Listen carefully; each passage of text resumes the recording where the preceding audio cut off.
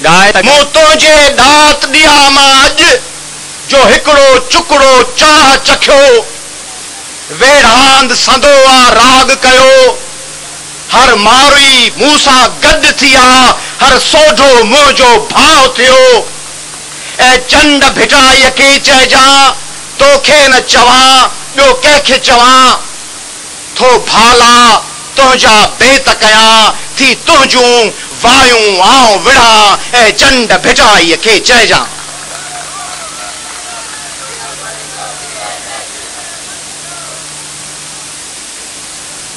उणिवीह सौ 77 में जॾहिं मार्शल लॉ लॻी हुई तॾहिं सॼे पाकिस्तान में उन मार्शल लॉ जे ख़िलाफ़ मुनज़्ज़म जदोजहद सिंध कई हुई सिंध जे माण्हुनि कई हुई ऐं पोइ हुन जो इंतकाम वरितो वियो जॾहिं 83 जी तहरीक में सिंध जा बेहथियार पर हरदा ऐं अड़बंग हौसला रखंदड़ माण्हू जेके के वक्ती ड्रामे लाइ कोन आया 4 ॾींहं विड़ी भॼी वञण लाइ कोन आया हुआ चइनि बंदूकुनि सां फायर करे वरी गुम थियण लाइ कोन आया हुआ जेके माण्हू मुस्तकिल मिज़ाजी सां पंहिंजा पेर ज़मीन ते खोड़े मोरे मेहड़ दादू लाखात खेसाना मोरी ब्रह्माणी ॻोठ ऐं चांडिया ॻोठ जे वाहणनि वस्तियुनि ॻोठनि घिटियुनि रोडनि रस्तनि ते राइफलुनि टैंकुनि ऐं तोबुनि जे गोलनि जे अॻियां बीह रहिया हुआ तॾहिं ज़ियाउल हक़ ऐं हुन जे साथारनि जनरल इकबाल ऐं जनरल मुजीब क़ौमी ऐं जमहूरी जदोजहद में हर अवल दस्ते जो कमु पिया कनि हैदराबाद ऐं कराची जिते जमहूरी तहरीक जे लाइ मुज़ाहरा जलसा ऐं जुलूस निकिरंदा हुआ उन्हनि हैदराबाद ऐं कराची में दहशत गर्द पैदा कया विया ॻोठनि में धाड़ेल तइलीमी इदारनि में गुंडा शहरनि में दहशत गर्द ऐं मीडिया जनरल मुजीब जे कंट्रोल आयल मीडिया सिंधी जेके विढ़िया पे जमहूरियत लाइ उन्हनि खे उन्हनि जी मंज़र कशी कई वई दीवारें ऐं जंगल जहिड़नि ड्रामनि ज़रिए क़ुरान सां हक़ बख़्शाईंदड़ न्याणियुनि खे विकिणंदड़ घोड़ीअ जे बदिरां दीवारें जहिड़नि ड्रामनि ज़रिए ॾेखारियो वियो घोड़ीअ बदिरां औरत खे खणंदड़ उन्हनि जो क़त्ल कंदड़ ऐं 5 नंबर ते सिंध में जेके बि पॉलिटिकल पार्टियूं हुयूं उन्हनि जी अक्सरियत उन्हनि जी 90% पॉलिटिकल पार्टीज़ जे हेठां खां वठी मथी क़यादत ताईं एजेंसियुनि जा दलाल ऐं गुंडा भर्ती कया विया 5 तरफ़ो मंसूबो हो सिंध के टोटा छोड़ा टुकड़ा करण जो 5 तरफ़ो मंसूबो हो ऐं उहो मंसूबो अञा ताईं जारी आहे फ़क़ति सॼे पाकिस्तान में सिंध आहे जंहिंजो इक़्तिदार उते जे असल माण्हुनि वटि न आहे जहिड़ा बि आहिनि मुस्लिम लीग क्यू जा हुजनि पठान हुजनि बलोच हुजनि उन्हनि जो इक़्तिदार उन्हनि जे नुमाइंदनि वटि आहे सिंध जो इक़्तिदार आला उन्हनि वटि न आहे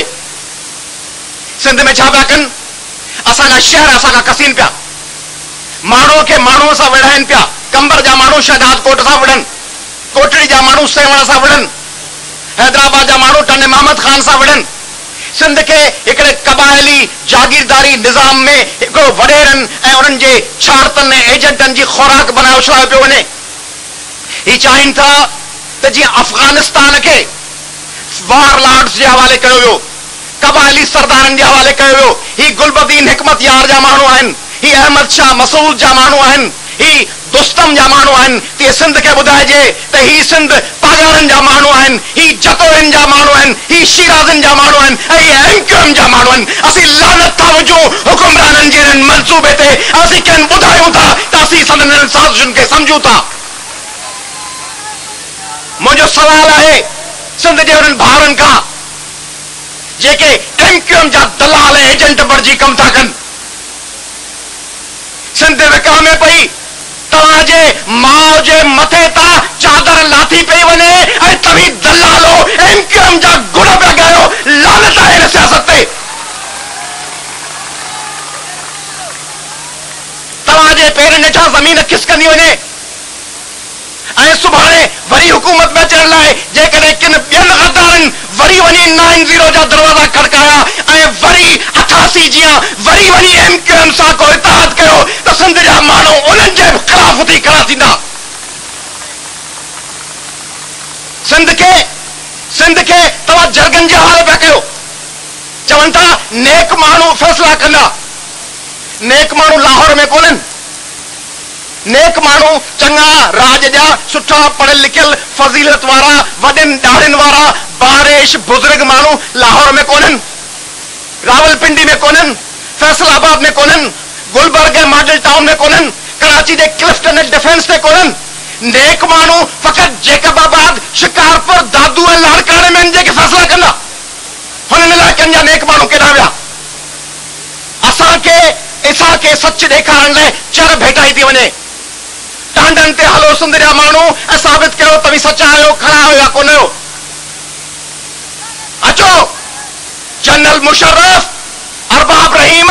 शौकत अज़ीज़, अच त तोखां चर भेटायूं, अच तोखे टांडनि ते हलायूं, तोखां पुछूं त ॿुधाए सिंध जो पुटु सम्झी घणा किरोड़ खाधा अथव, घणनि अरबनि में सिंध जूं लॼूं ऐं सिंध जी ज़मीन विकिणनि थो। अचो चर भेटाए लाकत जतोई, अच अरबाब रहीम, अच सिंध जा दलाल, तूं अची चर भेटाए। ज़ुल्म जी इंतहा न आहे सॼे पाकिस्तान में, सॼी हिन रीजन में, सॼी साउथ एशिया में असांखां वधीक सिंधियुनि खां वधीक बैनुल अक़वामियत जो क़ाइल केरु आहे? दोस्त ॻाल्हि कई कहिड़ी पॉलिटिकल पार्टी आहे, कहिड़ो सूबो आहे, कहिड़ो इलाइक़ो आहे, जीअं विच मां हिन जलसे गाह में लीक कढो त जेतिरियूं अधु औरतूं आहिनि ओतिरा अधु मर्द आहिनि। कहिड़ी पॉलिटिकल पार्टी आहे, कहिड़ो सूबो आहे? फ़क़ति सिंध आहे जंहिंजे कंहिं ॻोठ ऐं कंहिं शहर में शिया सुन्नी तहत कंहिंजो खून न आहे वहायो वियो, जिते का बि सिपाही साहबा सिपाही मोहम्मद न आहे, जिते कंहिं बि मज़लूम क्रिश्चियननि ते, मज़लूम हिंदुनि ते ऐं मज़लूम सिखनि ते हमला न आहिनि कया। फ़क़ति सिंध आहे जंहिं पंहिंजनि अभरनि हालनि जे बावजूद औरतुनि खे नाज़िम चूंडियो आहे। फ़क़ति सिंध आहे जंहिं आबादी जे तनासिब जे लिहाज़ खां सभ खां वधीक औरतूं सिधी तरह असेंबली ते चूंडियूं आहिनि। सभ खां वधीक सिंध आहे जिते हिन जलसे गाह में बि हींअर 33 सैकड़ो खां वधीक माइनॉरिटी सां, हिंदू बिरादरी सां, अक़लियत जेके चवण क़बूल न आहे, उन्हनि सिंधी हिंदुनि जा नुमाइंदा 33 सैकड़ो हिन जलसे गाह में मौजूद आहिनि।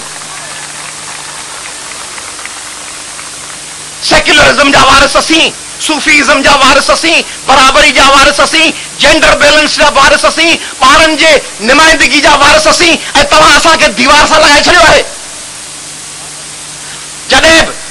जंहिं बि पाकिस्तान जे माण्हूअ ते को बि वार थियो आहे असीं त हुन सां गॾु आहियूं। साफ़िनी तहरीक हुजे असीं तव्हां सां गॾु हुआसीं। सिंध ठहियो जेकॾहिं मोसिल, फलोजा ऐं बगदाद में बि कंहिं माण्हूअ ते वार थियो आहे त सिंधी कौम हुननि सां गॾु थी बीठी आहे।